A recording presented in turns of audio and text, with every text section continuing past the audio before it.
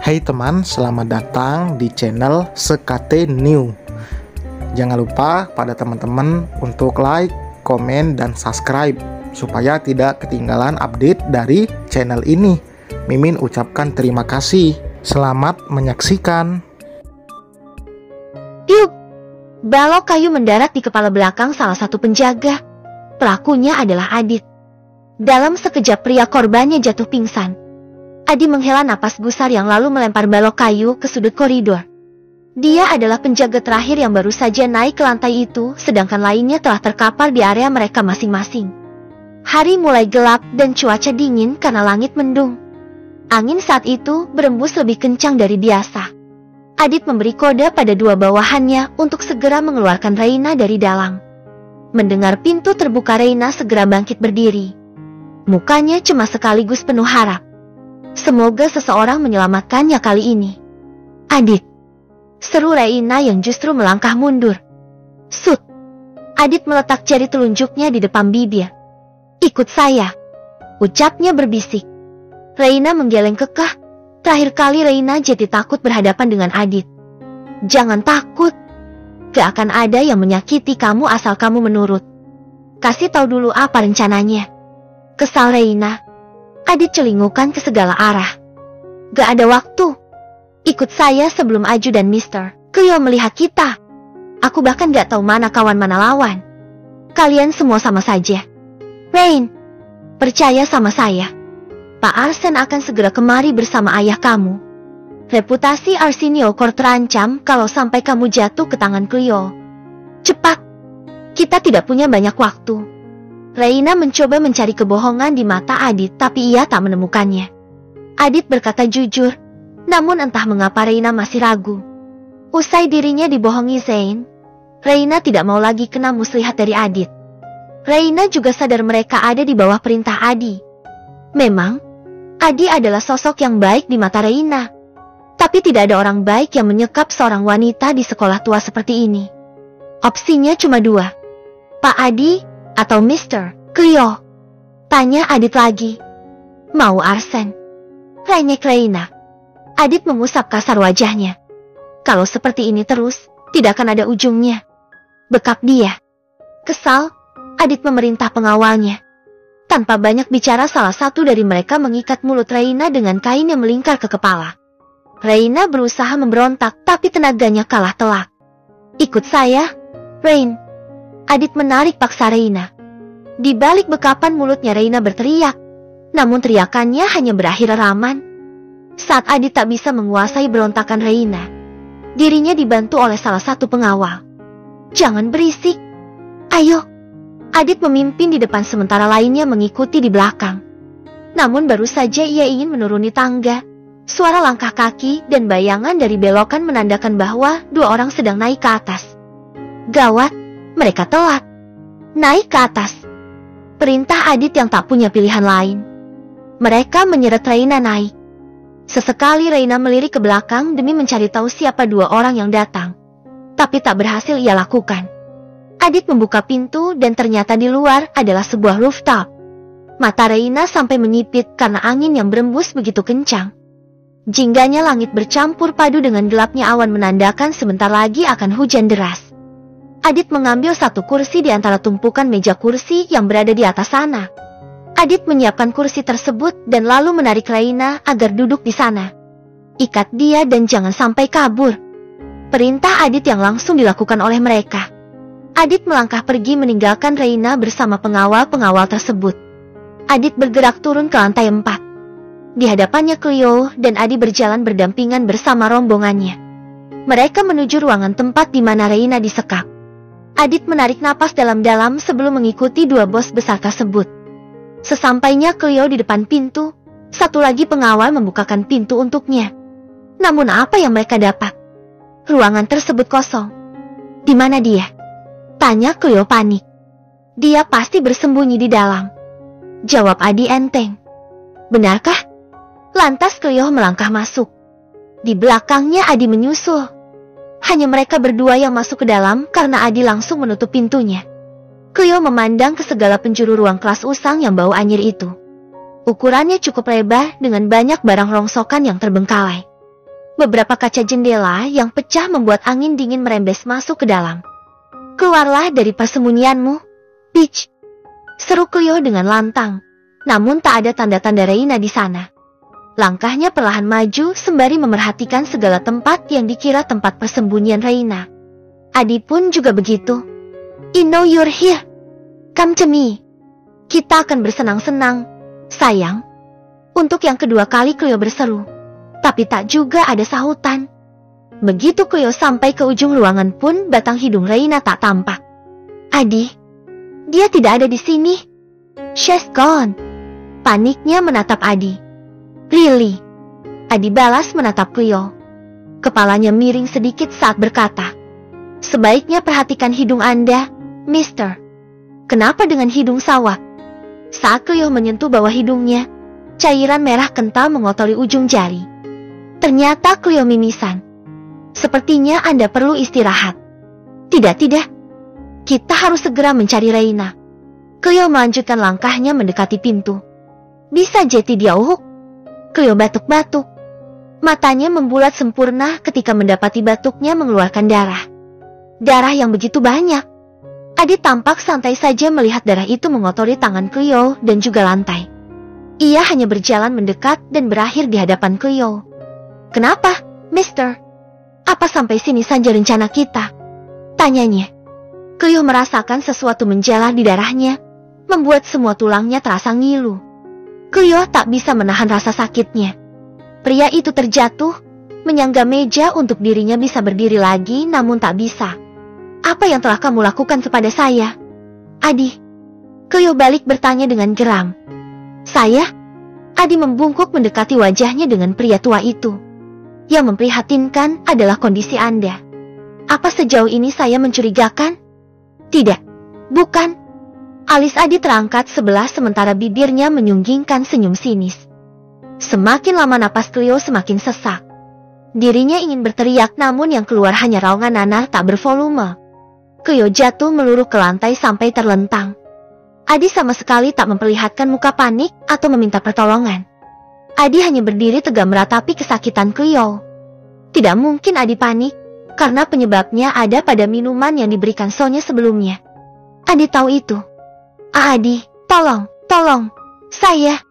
Raung Cleo yang mencengkeram pergelangan kaki Adi. "Tidurlah yang nyenyak, Pak Tua." Adi tersenyum untuk Cleo. Adi membuka pintu sedikit hanya untuk ia bisa keluar dari ruang kelas tersebut. Pun Adi langsung menutup pintunya lagi. "Bos kalian di dalam." Katanya dia ingin menghabiskan waktu berdua dulu dengan Reina.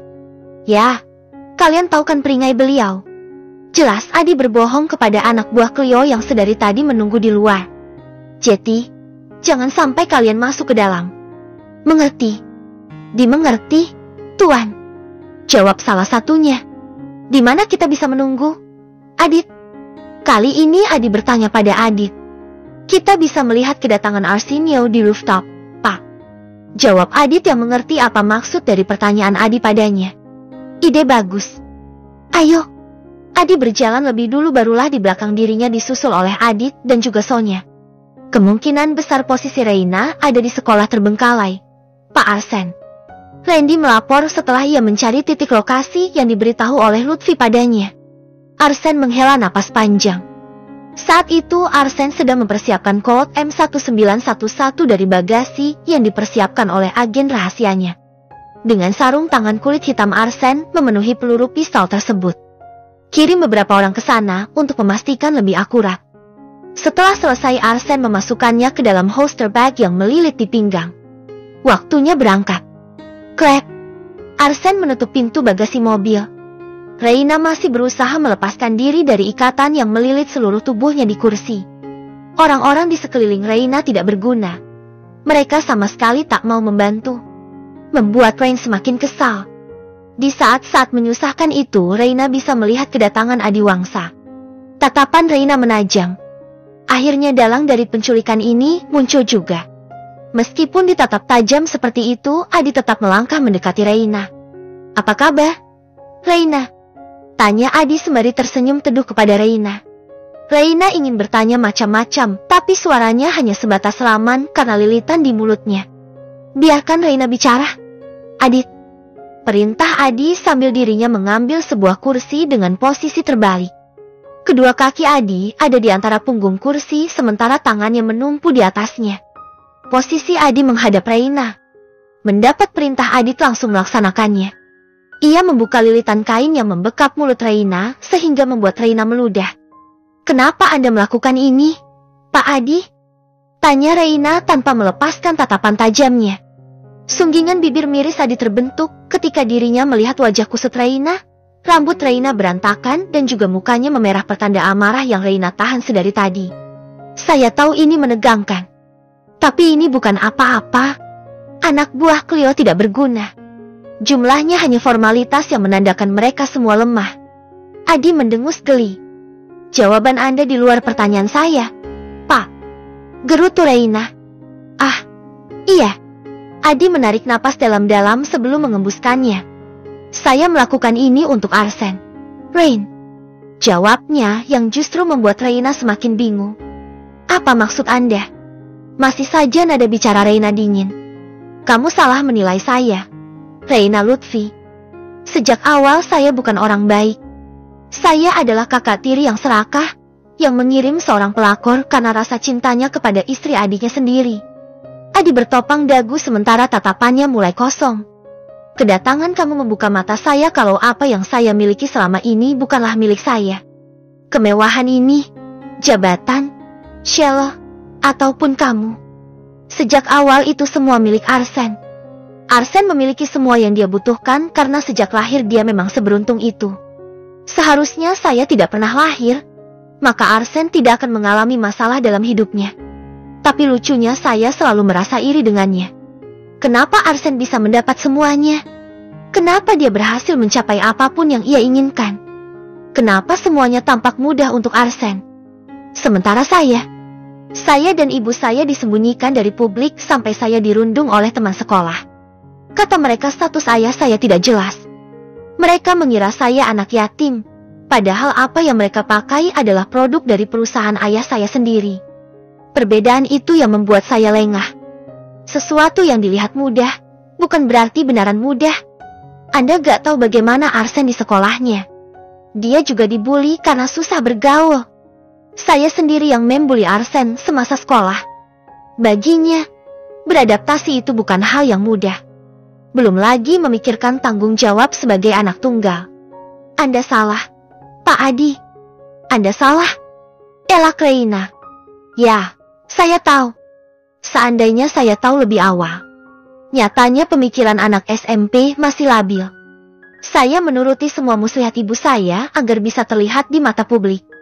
Padahal sebenarnya saya dan Arsen sama-sama unggul. Kalau dia unggul di intellectual quotient, saya unggul di emotional intelligence. Dia pantas menjadi ahli waris, tapi saya merebut posisi itu darinya. Hanya karena formalitas seperti ini. Posititude, empty brain, isn't bullshit, right? Saya lelah bersaing seperti ini. Apapun yang saya raih selalu gagal. Perusahaan tidak berkembang selama saya yang pegang. Bahkan kinerja Arsenio Core yang baru didirikan nyaris melampauinya. Terus Anda mau apa sekarang? Ngomong yang jelas. Jangan bertele-tele seperti ini, tanya Reina untuk kesekian kali. Adi lantas bangkit berdiri. Langkahnya menjauh menghadap isi kota lewat view rooftop. Katanya, "Biarkan saya mati di tangan Arsen." Apa maksud Anda, Pak Adi? Reina berubah panik. Bukan hanya Reina, Adit dan Sonya juga begitu kaget mendengarnya. "Pak, apa Anda serius?" tanya Adit padanya. Dari kejauhan Adi bisa melihat beberapa mobil memasuki area sekolah. Mobil mewah yang berisi orang-orang Arsen di dalamnya. Adi melihat juga mereka mulai berpencar. Gerimis mulai turun. Rintiknya membasahi permukaan bumi yang perlahan semakin deras. Inisiatif Adit membuka jasnya demi meneduhkan Reina dari hujan. Begitu pula pengawal yang lain melakukan hal yang serupa untuk Sonya. "Pak Adi, Anda bisa sakit," ujar Sonya khawatir tapi diabaikan. Tidak ada dari mereka yang membawa payung. Sunggingan bibir Adi terbentuk ketika mobil putih yang ia kenali akhirnya muncul juga. Mesin beroda 4 yang merupakan milik Arsen satu-satunya. Arsen turun dari mobil dengan disusul oleh Randy. Dirinya berjalan sampai pada lapangan yang merupakan pusat sekolah tersebut. Tak peduli akan tubuhnya yang basah kuyup karena hujan. Mata Arsen mengudara memandang sekeliling. Sekolah itu luas dan Arsen tidak tahu di mana mereka bersembunyi. Kepalan tangan Arsen mengeras. Emosinya semakin memuncak. Memikirkan sesuatu yang buruk membuat darah pria itu mendidih. Pintu tempat di mana Cleo berada diketuk oleh asisten pribadinya. "Mister, Arsenio sudah sampai," ucapnya. Sayangnya tak ada jawaban. "Mister," panggilnya lagi sambil mengetuk. "Mister, Cleo, Arsenio sudah sampai. Anda harus berhadapan dengannya." Karena tak ada sahutan sekalipun membuat asisten pribadi itu merasa curiga. Pun tangannya tergerak membuka pintu. Sontak matanya membelalak lebar saat mendapati bos besarnya tergeletak tak sadarkan diri di lantai. "Mister," teriaknya yang seketika menghampiri. "Adiwangsa, KLUAAR," teriak Arsen sekencang yang ia bisa. Napasnya menggebu kencang. Adi tidak bisa mendengar suara teriakan Arsen dari tempatnya berdiri, tapi dirinya bisa melihat seberapa marah sosok itu. Adi kembali bersuara. "Saya akan menyerahkan kembali hak Arsen padanya." Akhirnya mata Arsen dan Adi bertemu. Arsen menemukannya sedang berdiri di bangunan teratas. Sklera mata Arsen memerah, berbanding terbalik dengan Adi yang tampak tenang. "Di situ lo rupanya," cetus Arsen yang tanpa menunggu lagi langsung melangkah menghampiri gedung sekolah yang satu itu. Zain kembali ke kantor karena Adit menyuruhnya, meskipun ia merasa tidak tenang. Pikirannya berkecambah soal Reina, apalagi hujan baru saja turun. Sebelum rintiknya semakin deras, Zain turun dari mobil dan berlari masuk labi. Napasnya menggusar lelah. Terpaksa lembur lagi hari ini. Monolognya gusar. Zain segera menuju lantai tempat ia bekerja, namun belum lagi tujuannya sampai. Langkah Zain dihentikan oleh perdebatan yang terjadi.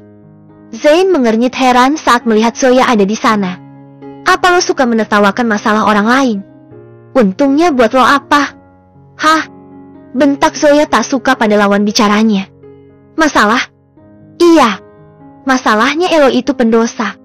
Harusnya lo tahu diri untuk memposisikan diri lo di mana. Mana ada sejarahnya pelacur kerja di kantoran. Buat apa? Mau naikin tarif lo? Gitu?" Perempuan yang beberapa menit lalu kepergok Zoya sedang menggosipinya itu tak kalah membela diri di hadapan banyak orang. Pun orang-orang di sekitar mereka tak ada yang membela Zoya setelah berita mengejutkan pagi ini tersebar di grup chat. "Menurut lo, serendah ini gue di mata lo semua?" "Ya iyalah. Keberadaan lo di sini cuma ngerusak citra perusahaan. Kalau atasan tau lo pasti dipecat.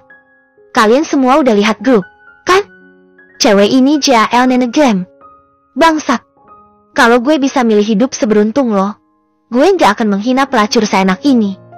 Lo gak tahu kehidupan gue. Lo cukup ludah aja udah cukup kok. Gak usah ngatain gue segala. Gak usah sok tahu. Lo gak tahu apapun. Kalau gak sanggup hidup mending mati aja. Lo aja yang mati, anjing. Oh iya, gue lupa. Barangkali lo belum siap masuk neraka." Plak. Zoya menampar perempuan itu di hadapan semua orang. "Neraka itu hidup gue. Gak usah lo INGATN." Zoya menjambak rambutnya frustasi. Teriakannya justru membuat keramaian semakin menjadi jeti. Beberapa dari mereka memilih mundur melihat Zoya yang mengamuk. Gak ada yang tahu gimana rasanya jeti gue. Gak ada yang tahu sesusah apa gue bertahan hidup. Lo semua gak tahu, gue gak mau jadi pelacur. Gue cuma manusia yang ingin bertahan hidup. Jangan hina gue lagi. Gue capek dengernya." Dari kejauhan Zain bisa melihat Zoya meremas serat rambutnya sembari menunduk dalam. Terlihat jelas kalau Zoya ketakutan, tampak dari gesturnya yang gemetaran. Namun itu tak berselang lama karena lawan bicara Zoya mendorong Zoya dengan kuat. Bukan hanya sekali, tapi berkali-kali seiring ia bicara. "Berani banget lo nampar gue. Lo pikir lo siapa? Hah? Lo gak tahu kan gue siapa? Gue pacarnya direktur pusat. Hari ini lo akan dipecat. Lihat aja. Gue gak akan biarin hidup lo tenang setelah ini. Gue akan pastikan." "Pastikan apa?" Atensi keramaian itu berpindah tepat setelah suara lantang menyelanya. Mereka semua mendapati Zain berjalan mendekat dengan muka dinginnya. Pastikan apa? Tanyanya lagi setelah berhenti di sisi Zoya. Namun karyawan itu hanya diam saja. Siapa kamu sampai berani mengancam anak magang? Oh, pacar direktur pusat. Apa itu gacuan kamu supaya terlihat menonjol dari antara yang lain? Rendah sekali. Pak Zain, sebaiknya Anda nggak perlu ikut campur. Kalau saya mau, saya juga bisa nyuruh pacar saya untuk memecat Anda.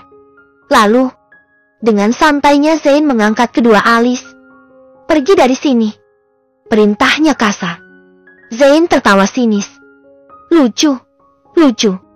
Responnya geleng-geleng kepala. Ya terserah kamu, tapi setelah ini direktur pusat hanya punya dua pilihan. Memecat kamu, atau dipecat. Kenapa? Karena yang bermasalah di sini bukan Zoya, melainkan norma dan akal sehatmu. Wanita itu melotot tak terima, tetapi Zain menarik Zoya untuk pergi dari sana. Sial, lihat aja nanti siapa yang akan dipecat. Zain membuka lift dan menyuruh agar Zoya masuk disusul dengan dirinya. Zoya menunduk dalam karena tak mau menatap keramaian di sekitar mereka, sementara Zain tak terganggu sama sekali. Setelah lift kembali tertutup, Zain kaget karena tangis Zoya tiba-tiba pecah. Zoya meringkuk dengan memeluk lutut dan menyembunyikan wajahnya di sela kaki. Dia benar. Seharusnya kalau saya nggak sanggup hidup, mending saya memilih mati, bukannya menjadi pelacur murahan. Raung Zoya di sela tangisnya. Zain menghela napas pelan. Jujur saja pandangan Zain kepada Zoya sebelumnya tak berbeda jauh dengan orang-orang itu. Zain menyimpulkan seenaknya, menganggap Zoya adalah wanita yang tidak punya harga diri. Bahkan sampai mengatakan Zoya pelacur di hadapan sahabatnya sendiri. Sekarang Zain tahu kenapa muka Reina sesedih itu saat Zain menghina Zoya. Yang tahu segalanya tentang Zoya hanyalah Reina. Saya kotor, semuanya yang saya pegang akan jadi kotor. Maaf, Pak Zain, seharusnya Anda nggak perlu mengenal saya. Zoya, berdiri. Perintah Zain. Kotor, saya kotor. Kamu dengar perintah saya. Zoya mengangkat wajahnya. Di sela sesenggukan Zoya bangkit berdiri. Dengan kasar ia mengusap air matanya di muka sampai dirinya lupa kalau makeupnya rusak. Lantas Zain mendengkus geli melihat wajah Zoya yang berantakan itu. Sebisa mungkin Zain menahan tawa. Maaf, ujar Zoya sambil berusaha menyembunyikan wajah. Ambil ini. Zain menyodorkan sapu tangan miliknya. Sebentar Zoya meratapi sapu tangan tersebut hingga akhirnya mengambilnya dari tangan Zain. Cukup ingat satu hal. Tuhan membenci dosa, bukan pendosa. Tugasmu untuk mencari tahu apa maksudnya. Zoya terhenyak mendengarnya. Ia kembali mendongak menatap Zain. Kali ini jantungnya berdebar kencang. Bisakah? Masih pantaskah seorang Zoya mengharapkan Zain? Adi basah kuyup oleh hujan deras saat dirinya menunggu kedatangan Arsen di atas sana. Reina tak mengerti sepenuhnya kenapa Adi bermaksud menggali kuburannya sendiri. Pria itu sudah gila. Pak Adi Wangsa, cukup. Teriak Reina karena suaranya teredam derasnya hujan. Kalau Anda mau damai dengan Arsen, cukup bicara baik-baik. Jangan seperti ini. Entahlah, saya lebih menyukai ini. Balas Adi tanpa berbalik. Gila. Dasar gila. Jangan bilang Anda kerasukan. Sonya memegang lengan Adit. Dit, tolong sela Pak Arsen datang kemari. Jangan sampai mereka berkelahi lagi. Ucapnya cemas. Akan saya lakukan. Adit segera beranjak memberikan jasnya yang basah kepada Sonya. Percuma saja, mereka semua sudah basah kuyup. Tolong hentikan ini semua. Histeris Reina. Nyatanya ia tak bisa berbuat banyak karena tubuhnya masih diikat di kursi yang sama. Mata Sonya memanas melihat betapa rakutnya Reina berada di posisi itu. Tetapi Sonya juga tak kalah takut. Pandangannya beralih pada Adi, di mana pria itu hanya diam saja. Daun matanya bergetar. Langkah Sonya perlahan mendekat. Pak Adi, jangan pergi. Liris Sonya sesaat air matanya bersatu dengan air hujan. Saya mohon, sekali saja. Sekali saja, tolong lihat saya. Jangan pergi, jangan tinggalkan saya sendirian. Jangan pergi. Isak tangis Sonya berhasil membuat Adi berbalik. Adi termenung mendapati Sonya sedang menangis. Sekali saja, saya mohon satu kali saja Anda membuka mata. Saya tahu Adiwangsa yang selama ini menjadi bos saya bukanlah Adiwangsa yang sesungguhnya. Anda kalut akan doktrin yang selama ini ibu Anda lakukan, sampai Anda lupa siapa diri Anda sebenarnya. Tolong sekali saja, lihat dunia ini dengan mata yang terbuka. Adit menuruni tangga dengan langkah lebar. Sesampainya ia di lantai 2, tahu-tahu Adit ditodongi pistol oleh asisten pribadinya Cleo. Pistol itu mengarah tepat di kepalanya sehingga membuat Adit refleks mundur. Apa yang kalian lakukan pada Mr. Cleo? Tanyanya sengit tanpa menurunkan senjata apinya. Adit mengangkat kedua tangan. Memangnya dia kenapa? Balik tanya Adit takut-takut. Jangan pura-pura tidak tahu. Di mana Adiwangsa? Dia harus bertanggung jawab atas perbuatannya. Ini tidak ada hubungannya dengan... Di mana Adiwangsa? Dor. Asisten yang tak diketahui namanya itu menjerit kesakitan karena kakinya ditembak secara tiba-tiba. Ia menunduk mencengkeram pergelangan kakinya yang mengeluarkan banyak darah. Saat dirinya mendongak, ia mendapati Arsen bersama Randy. Barusan Randy yang melayangkan pistol kepada pria itu. Sialan. Umpatnya geram. Urus Cleo dan sisanya. Saya akan pergi bersama Aditya. Perintah Arsen yang lalu menatap tajam pada Adit. Baik, Pak. Arsen kembali melangkah menaiki tangga. Jantung Adit semakin tidak tenang. Segera Adit mengejar Arsen. Pak Arsen, tunggu sebentar. Teriaknya yang langsung berdiri menghadang langkah Arsen. Apa-apaan kamu? Minggir dari hadapan saya. Ini semua salah paham. Rencana Pak Adi tidak seperti yang Anda kira. Selah Adi cepat. Pak Adi tidak mencelakai Raina sedikit pun. Beliau hanya ingin menjebak Cleo yang ingin menghancurkan perusahaan Anda. Arsen menarik kasar kerah ke meja Adit sembari melayangkan tatapan membunuh. Tidak peduli apa dia menyakiti Raina atau tidak. Tapi dia sudah berani bermain-main dengan saya. Tungkasnya dengan mata nyalang. Setelah itu Arsen mendorong kuat Adit dari hadapannya supaya Arsen bisa melanjutkan langkah. Adiwangsa menghela napas panjang. Tatapannya berubah nanah. Adi benar-benar memikirkan kalimat yang beberapa detik lalu dikatakan oleh Sonya. Adi mendengus miris. Beberapa hari yang lalu, Adi begitu menginginkan Reina sampai Adi tidak sadar telah melakukan sesuatu yang tak senonoh terhadap Sonya. Hari ini, Adi sadar kenapa Sonya tak menolak tindakannya malam itu. Lucunya Adi tidak merasakan apapun meski telah melihat Sonya menangis. Justru mata Adi berpindah pada Reina yang duduk di belakang Sonya. Astaga, Rain, kamu basah kuyup. Pekiknya yang langsung membuka jas miliknya dan melindungi Reina dari hujan yang turun deras. Sonya dibuat semakin menangis oleh perhatian itu. Sonya juga basah kuyup. Adiwangsa bersimpu di depan Reina dengan dua tangan yang memegang jasnya di atas kepala Reina. Di mana Adit? Kenapa dia membiarkan kamu kehujanan? Tanyanya yang syarat akan kecemasan. Reina melirik Sonya. Saat itu yang Sonya lakukan hanya meratapi punggung Adi dengan muka kecewa. Reina mengerti. Dan ia bisa merasakan betapa sedihnya perasaan Sonya saat ini. Apa kamu kedinginan? Adi bertanya lagi. Pak, tolong jangan begini. Pak Adi dan Arsen itu kakak adik. Seharusnya kalian berdua akur. Saya takut. Mohon Reina. Rain, niat saya memang mau menyelamatkan perusahaan Arsen. Kalau saya gak kerja sama dengan Cleo, dia pasti akan mencari orang lain untuk menghancurkan Arsen. Saya gak mau hal itu terjadi. Dengan cara ini Arsen pasti akan mendapat restu dari ayah kamu. Pun Arsen bisa memaafkan saya. Tapi cara ini terlalu beresiko untuk keselamatan Anda. Anda tahu kan di mana Arsen kalau marah? Karena itu saya katakan biarkan saya mati di tangan Arsen. Itu pun gak apa-apa. Asal saya bisa dimaafkan olehnya. Nomor. Masih ada cara lain yang lebih baik daripada ini. Pak Adi gak usah gila deh. Yang sayang sama Anda kan banyak. Tapi kamu tidak, kan?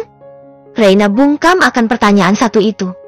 Ia hanya bisa menggigit bibir dalam. Sementara Adi tersenyum teduh. Maaf kalau saya mengatakan ini. Tapi saya sayang sama kamu, Reina. Oh, bukan. Saya mencintai kamu. Ungkap Adi belak-belakan tanpa menghiraukan perasaan Sonya. Justru Reina yang merasa tak enak hati. Boleh saya memeluk kamu? Tanya Adi. Reina tak tahu apa yang harus dia katakan. Lagi-lagi Reina melirik Sonya. Sonya meneguk salivanya dengan susah payah. Dirinya mengerti maksud dari tatapan Reina, maka Sonya menganggukkan kepala. Setelah mendapat izin dari Sonya, barulah Reina menganggukiku. Adi melebarkan senyumnya. Tangannya terjulur dan memeluk tubuh basah Reina. Matanya terpejam merasakan betapa nyaman berada di jarak sedekat itu dengan Reina. Adi ingin waktu berhenti sejenak atau mungkin berjalan lebih lambat. Tak. Pintu rooftop ditendang dengan kasar dan pelakunya adalah Arsen. Emosinya sampai di ujung kepala saat melihat Adiwangsa sedang memeluk kekasihnya. Sayang sekali angan-angan Adi tak terwujud. Rahang Arsen mengeras. Langkah lebarnya mendekati Adi. Arsen menarik kasar kerah belakang Adi sampai pelukannya terlepas begitu saja. Tiup! Bangsat! Berani-beraninya lo meluk pacar gue. Tiup! Sialan lo! Anjing!